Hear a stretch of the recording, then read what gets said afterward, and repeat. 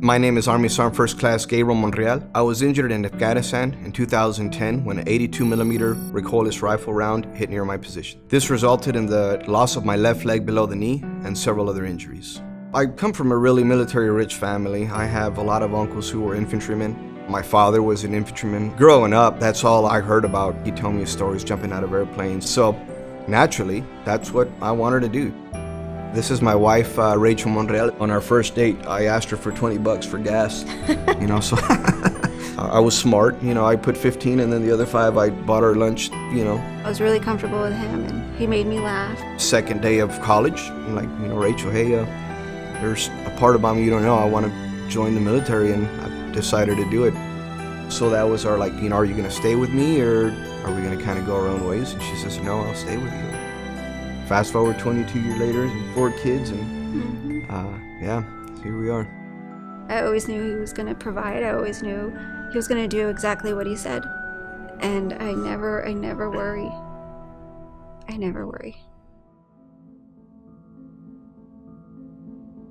24 August 2010, I was with 101st Airborne Division, 2nd Battalion 327. We're coming back from a patrol. I was dismounted off of my vehicle. I just remember walking. I remember holding my firearm.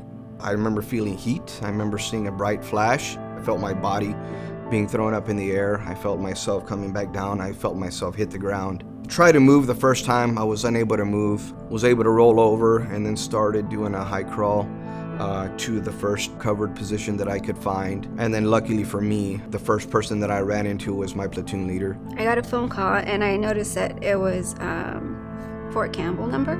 So I automatically thought it was from the kids because they were in school. And I picked it up.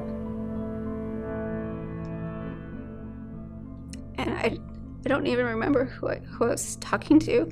He told me that Gabe was unconscious and in surgery, and that they weren't sure what was going to happen. I just started praying. They were carting me down this long hallway there in Walter Arena. I was just crying my eyes out, and the lady asked me if I was scared. I was like, no, I'm not scared. I've had many surgeries before. It's just I felt like I felt like a loser.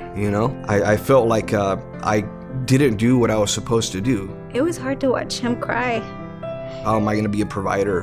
How am I going to continue to work? How am I going to show my kids, how to play football and baseball? How am I going to do this? How am I going to do that? So it's going into the unknown for the first time in my life.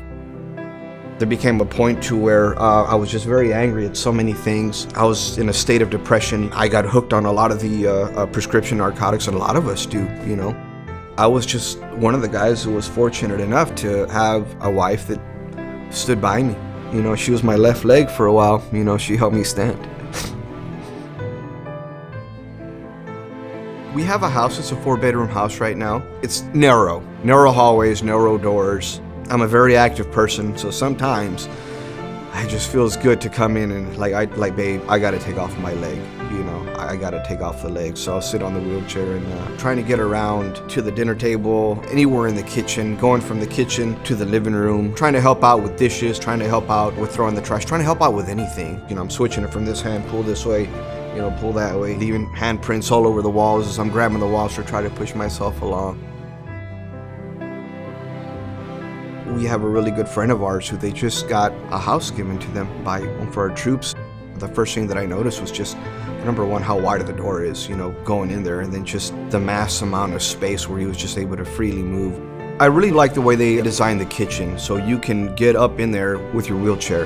The homes that we were able to see is so much space. It'll be exciting for him just to be able to move and help without any barriers. It not only benefited to us, but it's going to add to the environment of our family. Just to have this opportunity, it's overwhelming.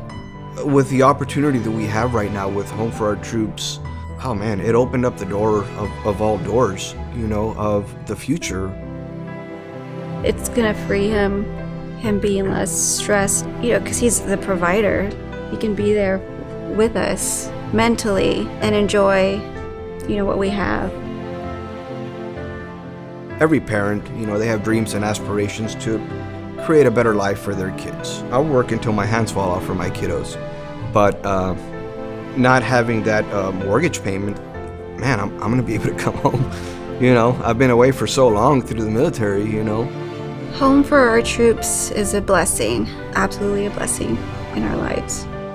To me, home for our troops is the epitome, the very definition of what it is to be an American, what it is to be an American. Just meeting all the staff and volunteers and the intent, the integrity, the humility, and the candor behind this organization it's America.